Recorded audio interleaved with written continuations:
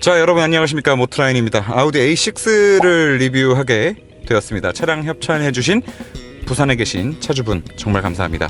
이 차량 리뷰를 시작하기 이전에 한 가지 좀 이 차량에 대해서 분명히 어필하고 넘어가야 될 부분이 있는데, 그게 뭐냐? 바로 이 도어 캐치입니다.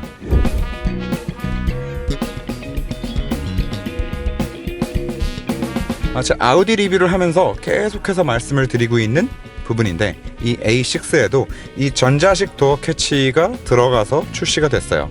잘 한번 보세요. 손가락 하나로 당겨 볼게요. 다시 보여드릴게요. 제가 항상 자동차 리뷰를 하면서 말씀을 드리는 부분이 있는데, 이 돈을 소비하는 소비자 입장에서 5천만 원을 쓰든 1억을 쓰든 돈이 크고 작고를 떠나서 굉장히 사소한 부분, 디테일한 그런 편리함이나 세심한 배려, 그런 것에서 사람들은 상품성을 느끼기도 하고, 내가 정말 돈을 잘 썼어, 나 이 차 너무 좋아, 만족스러워, 이런 감정들을 느끼게 됩니다. 그런 차원에서 이 전자식 도어 캐치는 차량을 타고 내리는 그 모든 순간에 나는 A6를 타기 때문에, 나는 아우디를 타기 때문에 이렇게 문을 고급스럽게 여닫고 탈 수 있어 라는 생각을 들게 해주기 충분한 그런 옵션이라고 생각을 합니다. 원래 기존 차량들은 이 도어 캐치를 무조건 물리적인 방법으로만 작동시키게끔 만들어 왔습니다. 그런데 아우디에서 처음으로 적용한 거죠. 겉으로 보이는 모습은 뭐 다른 차들의 도어 캐치와 크게 다를 바 없어 보일 수 있지만, 실제 사용해보면 다른 차들처럼 손으로 물리적인 힘을 가해서 끝까지 당기고, 그렇게 해서 딸깍하고 열릴 때까지 이렇게 힘들게 당겨야 되는 게 아니라, 방금도 보여드렸다시피 손가락 하나로도 딸깍하면 전자신호가 전달돼서 도어의 락을 해제해주는, 그래서 결과적으로 살짝 당긴 다음에 그냥 팔로 쓱 밀고 내리면 된다는 거죠. 이런 방식의 도어 캐치는 지금 이 아우디 이외에는 제가 알기로는 테슬라 모델 3, 모델 3는 아예 버튼을 만들어 놨죠. 모델 3가 유일한데, 물론 지금 이 A6에 들어가 있는 전자식 도어 캐치가 그 A8에 들어가 있는 도어 캐치 그만큼 고급스러운 느낌을 만들어 주지는 않습니다. 하지만 어쨌든 이 차량도 이 전자식 도어 캐치의 장점을 충분히 많이 느낄 수 있다. 정말 사소한 것일지 모르겠지만 정말 중요한 포인트입니다.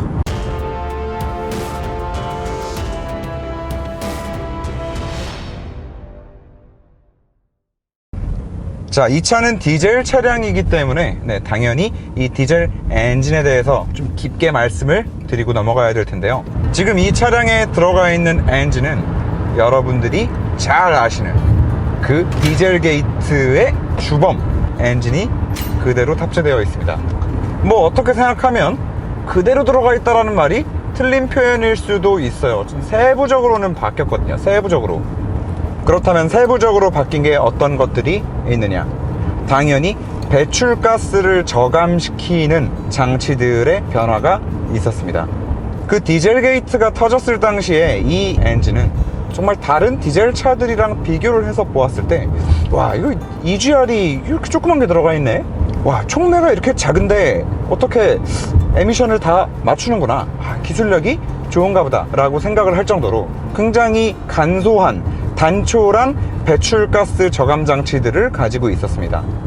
그런데 뭐 사실 알고 보니까 이거를 커버하기 위해서 소프트웨어 조작, 다시 말해서 이 폭스바겐이 소프트웨어와 짬짬이를 한 건데, 이제 그게 다 걸려버렸으니까 제대로 다시 하드웨어 세팅을 해서 소프트웨어 조작 없이도 하드웨어만 가지고도 에미션을 충족시킬 수 있는 그런 엔진으로 튜닝을 한 거죠. 그 결과 예전에 그 엔진 대비해서 상당히 큰 사이즈의 촉매가 터빈 바로 아래 달려 있고요. 그리고 그 바로 뒤에 상당히 큰 요소수를 뿌려주는 SCR 장치가 들어가고요. 그리고 또 바로 그 뒤에 상당히 큰 DPF 장치가 들어가게 되어 있습니다. 그리고 EGR의 사이즈 자체도 굉장히 커졌고요. 결국에 지금 이 정도 배출가스 저감 장치들이 하드웨어적으로 충족이 되어야 소프트웨어 조작 없이도 에미션을 맞출 수 있다는 얘기였어요. 그런데 이건 뭐 추정입니다만, 당시에 폭스바겐 그리고 아우디가 단순히 원가 절감을 위해서 이 배출가스 저감 장치 하드웨어들을 아껴서 탑재했다라고 생각하지는 않는 거죠. 그냥 이 엔진 자체가 하드웨어적으로 그런 것들을 틀어 막아서 만들기에는 여러 가지 리스크들이 있지 않았을까 싶은 거예요. 그리고 그 리스크들의 어떤 것들이 있었을까를 추정을 해본다면, 지금 여러분들한테 사운드가 전달될지는 모르겠지만 한번 들어보시죠. 정차 상태에서 가속하겠습니다.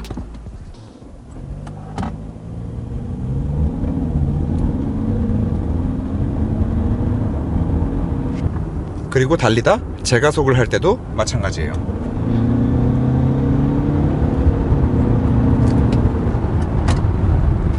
이 디젤 엔진 특유의 진동과 소음이 정차 상태일 때, 그리고 초반 가속 시, 그리고 재가속 시, 이 3박자가 모두 다 현재 판매되고 있는 독일 3사 프리미엄 브랜드의 2000cc 4기통 디젤 엔진들 중에서 가장 큰 거는 둘째 치고, 그때 당시에 그 배출가스를 조작했던 그 엔진보다도 더 심해졌어요. 그리고 아무리 아우디가 펀 드라이빙을 위한 차를 만드는 브랜드는 아니라고 쳐도, 그래도 디젤 엔진은 그 2000rpm 아래서부터 터져주는 그 최대 토크, 풍부한 토크로 타는 맛에 타는 게 디젤 차인데, 사실 물론 연비도 있지만 이거는 뭐 거의 2000rpm 밑에서는 그 토크를 쭉 미는 그 시원한 가속감을 전혀 느끼지 못할 정도로 많이 답답해요. 그래서 답답하니까 차가 안 나가니까 악셀 페달을 조금만 더 깊게 밟으면 바로 또 시프트 다운을 해버리고, 초반 가속할 때 좀 많이 느끼게 되는데, 방금 제가 악셀을 끝까지 밟은 거거든요. 다시 한번 악셀을 끝까지 밟아 보겠습니다. 얍!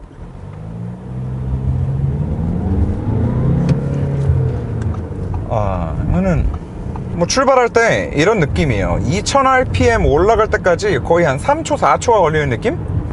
지금도 5단에 1500rpm이에요. 여기서 원래는 지그시 쭉 밟으면 차가 좀 앞으로 나가야 되는데, 디젤차 특유의 그 토크발로 차를 쭉 미는 느낌이 나야 되는데, 미는 느낌이 그냥 거의 뭐 없다시피 한 거죠.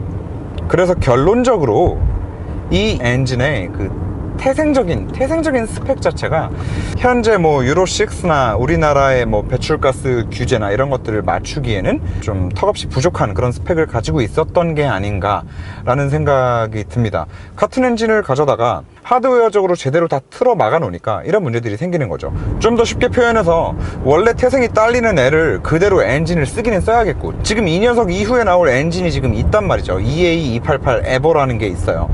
그 에버가 나오기 이전에 디젤 차를 팔기는 팔아야겠고, 또 배출가스를 조작할 수는 없고, 그럼 이제 하드웨어적으로 제대로 틀어 막았더니 어떻게 됐어? 배출가스가 나가면서 터빈을 시원하게 쫙쫙쫙쫙 돌려주고, 그게 결국에는 초반 토크발로 확 터져줘야 되는데, 이건 뭐 배출가스가 나오자마자 일단 없던 촉매 큰 거 맞나? SCR 장치 큰 거 지나? DPF 지나? 또 EGR 거꾸로 리턴 시켜가지고 막 거꾸로 쑤셔 넣어?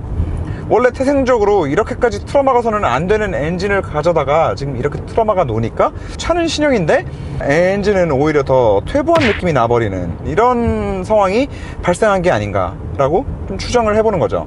그래서 이 A6 디젤 차량 구매를 고려하시는 분들은 반드시 충분한 시간 고속이나 뭐 이제 재가속, 그리고 초반 스타트, 이런 상황에서의 엔진 느낌, 혹시나 너무 답답한 느낌이 들지는 않으시는지, 이런 것들 충분히 한번 시승을 해보시고 구매를 고려하셔야 된다라는 포인트 중 하나고요.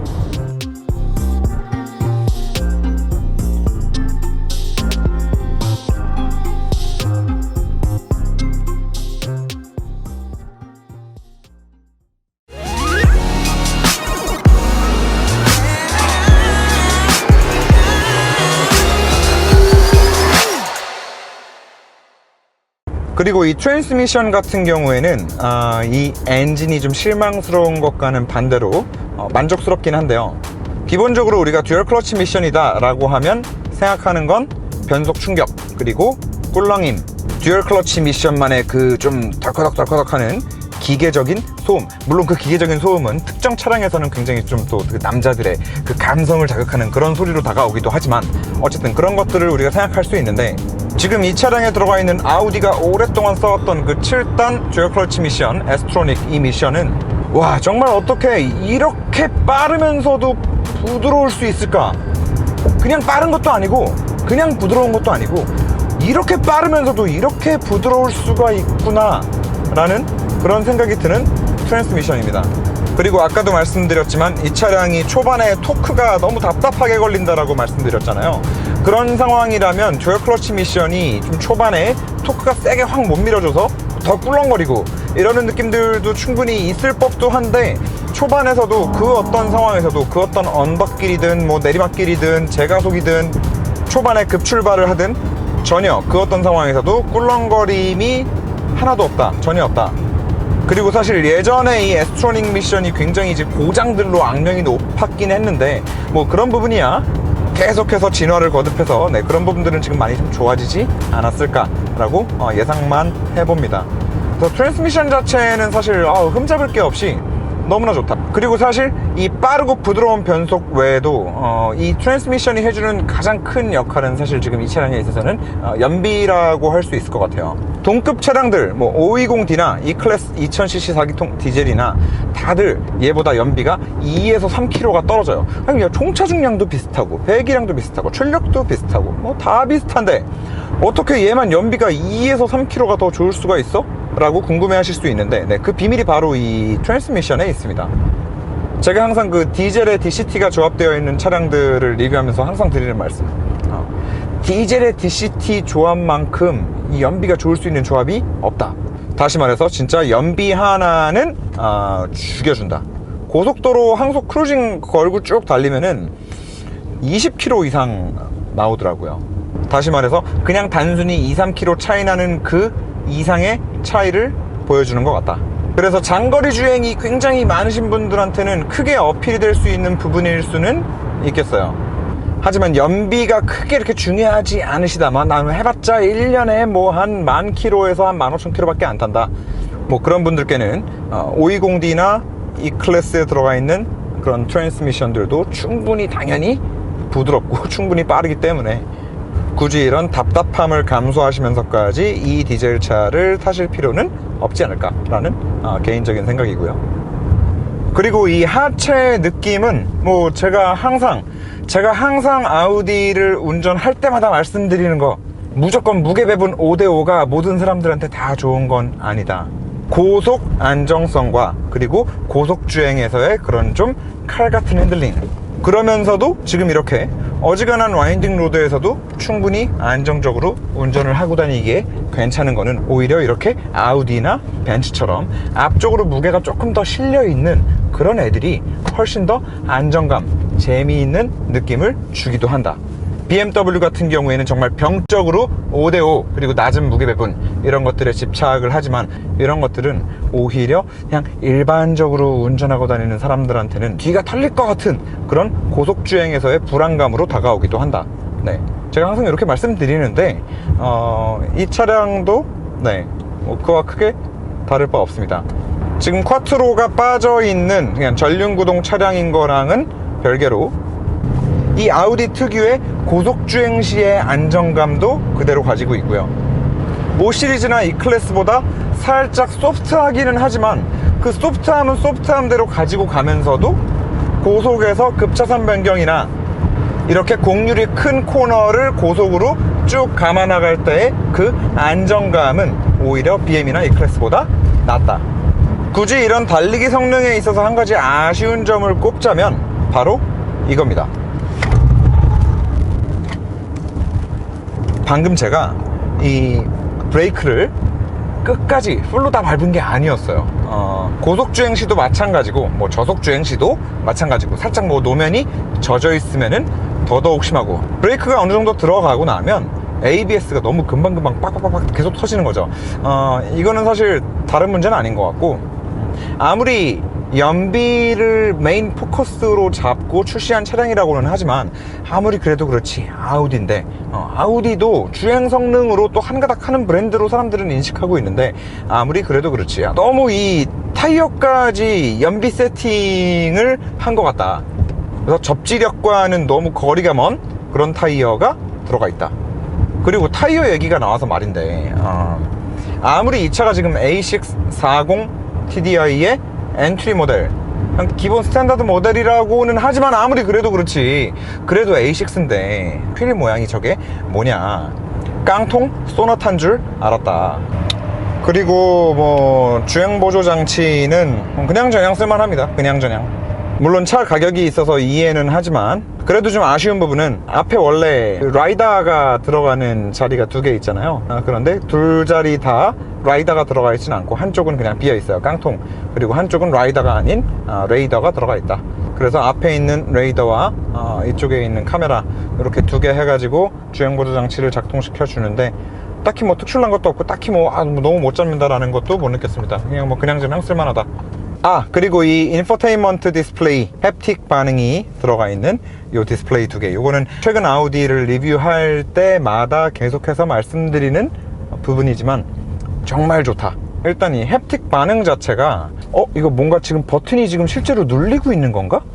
라는 그런 착각이 들게 할 정도로 굉장히 고급스러운 햅틱 반응을 보여줍니다. 하지만 이 인포테인먼트 디스플레이의 하드웨어적인 스펙을 떠나서 이 안에 내용을 본다라고 했을 때 BMW보다는 좀 떨어질 수밖에 없다. 뭐 BMW에 워낙에 이 내용들을 알차게 오래전부터 꾸며왔기 때문에 사실 BMW는 지금 차량 안에 들어가 있는 순정 내비게이션도 꽤 쓸만할 정도까지 지금 수준이 올라와 있거든요.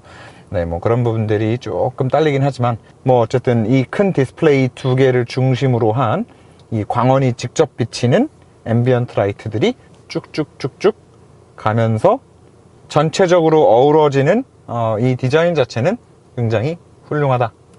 뭐 HUD 없고 이 위에 대시보드 이 우레탄 싸구려 이거 그래도 출시 가격이 6,600만 원인데 아무리 1,200만 원 할인을 해준다라고는 하지만 HUD 없고 이 우레탄 크래시 패드는 좀 심했다.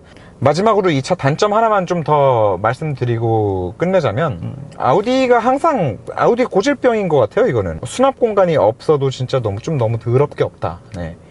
이 센터페시아 아래쪽에 컵홀더 진짜 딱 컵 2개 꼽는 자리 말고는 정말 휴대폰 하나 거치해 놓을 수 있는 공간도 없어요. 이 정도까지 말씀드리는 걸로 하고, 사실 또 저희가 BMW 520D와 이 차량 비교하면서 많은 부분들을 또 좀 말씀드렸었기 때문에 네, 지금 여기 뜨는 이 영상 또 이 차량 더 궁금하신 분들은 제가 저 영상에서도 많은 말씀 드렸으니까 한 번씩 시청해 주시면 너무 감사하겠습니다. 그리고 영상 즐겁게 시청하셨다면 네, 구독 눌러주시고 알람 설정까지 꼭 눌러주시면 더더욱이나 감사하겠습니다. 자, 오늘 리뷰는 여기까지 하고요. 네, 다음 영상에서 또 웃는 얼굴로 기분 좋게 찾아뵙도록 하겠습니다. 모두 좋은 주말 보내시고 행복한 금요일 되시길 바라겠습니다. 시청해주셔서 대단히 감사합니다.